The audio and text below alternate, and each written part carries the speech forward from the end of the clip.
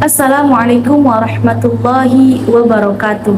Perkenalkan, saya Arafah Sri Mulyani dengan NIM 0101211103. Saya dari jurusan Komunikasi dan Penyiaran Islam, Fakultas Dakwah dan Komunikasi, Stambuk 2021 semester 3, mahasiswi Universitas Islam Negeri Sumatera Utara. Video ini merupakan tugas praktikum ceramah di bawah asuhan Bapak Dr. Haji Azhar Sitompul MA selaku dosen pengampu mata kuliah Retorika Dakwah. Nah, di sini saya mengambil tema ceramah keluarga dan pembentukan karakter anak bangsa. Sebelum saya memaparkan ceramah saya ingin sampaikan dulu apa itu pengertian dakwah, apa itu pengertian retorika, retorika dakwah, dan tujuan dakwah. Nah, teman-teman sekalian, bahwasanya dakwah adalah mengajak ataupun menyeru seseorang sebagaimana Allah Subhanahu wa taala menjelaskan dalam Quran surah An-Nahl ayat 125, Bismillahirrahmanirrahim. Ud'u ila sabili rabbika bil hikmatil hasanati wajadilhum billati hiya ahsan. Serulah, ajaklah manusia kepada jalan Tuhanmu dengan hikmah dan pengajaran yang baik, dan bantahlah mereka dengan cara yang baik. Inna rabbaka huwa a'lamu biman dhalla an sabilihi. Sesungguhnya Tuhanmu, dialah yang lebih mengetahui siapa yang tersesat di jalannya, wa huwa a'lamu bil muhtadin, dan dialah yang lebih mengetahui siapa yang mendapat petunjuk. Sedangkan menurut Syekh Ali Mahfuz bahwasanya dakwah adalah mengajak ataupun menyeru seseorang kepada kebaikan dan petunjuk Allah Subhanahu wa taala, dan menyeru mereka kepada kebiasaan yang baik untuk meninggalkan kepada kebiasaan yang buruk supaya beruntung dunia dan akhirat. Sedangkan pengertian retorika adalah ilmu dan seni berbicara. Sedangkan retorika dakwah menurut Bapak Aristoteles selaku pakar dalam retorika dakwah, dia mengatakan bahwasanya retorika dakwah adalah ilmu dan seni yang mengajarkan kepada orang lain tutur kata untuk menyampaikan tuturan itu dengan cara efektif dan baik untuk mempersuasi orang lain. Sedangkan tujuan dakwah adalah untuk mencapai kebenaran sesuai dengan Al-Quran dan Al-Hadis. Nah, teman-teman sekalian, sudah jelaskan apa itu pengertian dakwah, apa itu pengertian retorika, retorika dakwah, dan tujuan dakwah. Nah, di sini saya akan memaparkan ceramah saya yang berjudulkan keluarga dan pembentukan karakter anak bangsa. Bismillahirrahmanirrahim. Assalamualaikum warahmatullahi wabarakatuh. Alhamdulillahi rabbil alamin, nahmaduhu wa nasta'inu wa nastaghfiruhu wa na'udzu billahi min syururi anfusina wa min sayyiati a'malina. May yahdihillahu fala mudhillalah wa may yudlilhu fala hadiyalah. Asyhadu an la ilaha illallah wa asyhadu anna Muhammadar Rasulullah. Aku bersaksi bahwa tiada Tuhan melainkan Allah, dan aku bersaksi bahwa Muhammad adalah utusan Allah. Pertama sekali, marilah kita panjatkan puji serta syukur kita atas kehadirat Allah Subhanahu wa taala yang telah memberikan kepada kita nikmat yang kita tidak dapat hitung. Walaupun kita jadikan air lautan sebagai tinta dan semua ranting dan batang kayu menjadi tangkai penanya, maka tidak akan cukup terhitung nikmat Allah yang telah diberikan kepada kita. Sebagaimana Allah menjelaskan dalam potongan ayat, wa in ta'uddu ni'matallahi la tuhsuha, dan jika kamu menghitung nikmatku, kata Allah, niscaya kamu tidak akan bisa menghitungnya.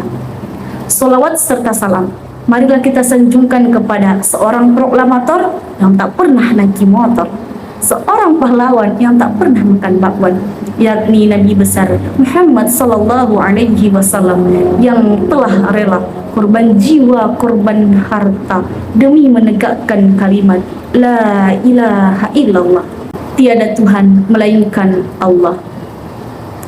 Ma'asyiral muslimin wal muslimat rahimakumullah. Sungguh menjadi sebuah ironi ketika kita melihat sejenak pada realita yang terjadi di negara kita. Bagaimana tidak melihat pembangunan kualitas moral yang semakin lama kian menipis dan menipis seperti buncis yang diiris-iris. Sebagaimana contoh, semakin maraknya tindakan kriminal pelecehan seksual, semakin merebak dan maraknya video-video mesum yang mana pelakunya kebanyakan dari generasi muda. Dengan fakta demikian, maka tergugah hati saya untuk menyampaikan tema yang saya sampaikan sebelumnya, keluarga dan pembentukan karakter anak bangsa. Hadirin wal hadirat yang insya Allah dirahmati oleh Allah. Allah Subhanahu wa taala menjelaskan dalam Quran surah At-Tahrim ayat 6, Bismillahirrahmanirrahim. Ya ayyuhalladzina amanu qu anfusakum wa ahlikum nara wa quduhan nas wal hijaratu 'alaiha malaikatun ghiladun syidadun la ya'sunallaha ma amarahum wa yaf'aluna ma yu'marun. Wahai orang-orang yang beriman, peliharalah dirimu dan keluargamu dari api neraka yang bahan bakarnya adalah manusia dan batu, dan penjaganya adalah malaikat-malaikat yang kasar dan keras yang tidak pernah mendurhakai Allah terhadap apa yang diperintahkan, dan mereka selalu mengerjakan apa yang diperintahkan. Hadirin wal hadirat yang insya Allah dirahmati oleh Allah, ayat tersebut menjelaskan bahwa dakwah dan pendidikan harus bermula dari keluarga. Keluarga merupakan benteng pertama dan utama dalam hal mencetak generasi yang tangguh dalam mengemban pembangunan bangsa di masa yang akan datang. Karena disinilah madrasah pertama dan utama seorang anak. Mereka akan dididik oleh orang tuanya dan dibentuk seperti apa yang diinginkan orang tua, sehingga melahirkan golden generation. Kita salut zaman sekarang ini banyak siswa dan siswi, banyak mahasiswa dan mahasiswi yang hebat-hebat. Komputer ahli, dunia internet bisa, matematika pintar, IPA cukup, otaknya berlian, pemikirannya cemerlang, tetapi akhlaknya mengecewakan. Anak yang soleh yang didamba-dambakan, tetapi salah mendidik, yang muncul adalah anak yang salah, bukan anak yang soleh. Maka benarlah sabda Rasulullah dalam sebuah hadis menyatakan, tidak ada anak yang terlahir kecuali dalam keadaan suci. Ma'asyiral muslimin wal muslimat rahimakumullah. Oleh karena itu, wahai para teman-teman sekalian, wahai para guru, wahai para penanggung jawab pendidikan, kualitas sumber daya manusia di Indonesia yang semakin memprihatinkan ini, terlebih generasi muda Indonesia, haruslah benar-benar diperhatikan, karena semangat mereka lah nantinya yang akan menjadi roda penggerak bagi bangsa kita. Apa jadinya kelak ketika negara yang kita cintai ini dihuni oleh para manusia-manusia yang tak berkarakter dan tak bermoral? Sungguh tidak dapat dibayangkan. Generasi muda harus menjadi pelopor persatuan, sebagaimana pemuda dan pemudi generasi 1 abad silam yang berhasil mengikrarkan diri dalam momentum Sumpah Pemuda. Kami putra dan putri Indonesia mengaku bertumpah darah yang satu, tanah air Indonesia. Kami putra dan putri Indonesia mengaku berbangsa yang satu, bangsa Indonesia. Kami putra dan putri Indonesia menjunjung tinggi bahasa persatuan, bahasa Indonesia. Ma'asyiral muslimin wal muslimat rahimakumullah.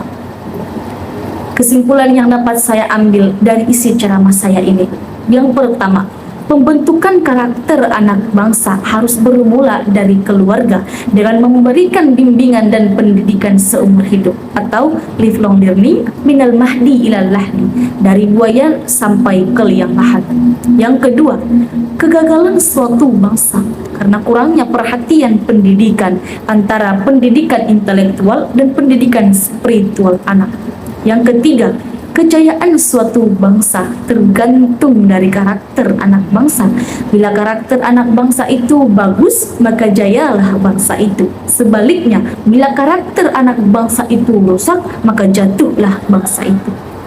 Cukup sekian yang dapat saya sampaikan. Salah dan janggalnya saya duluan minta maaf, dan kepada Allah saya minta ampun. Tak ada gading yang tak retak, retaknya itu dijadikan hiasan. Tak ada manusia yang tak bersalah, salahnya itu mohon dimaafkan. Unzur maqala wala tanzur maqala. Lihatlah apa yang dikatakan dan jangan lihat siapa yang mengatakan. Wal akhir, assalamualaikum warahmatullahi wabarakatuh.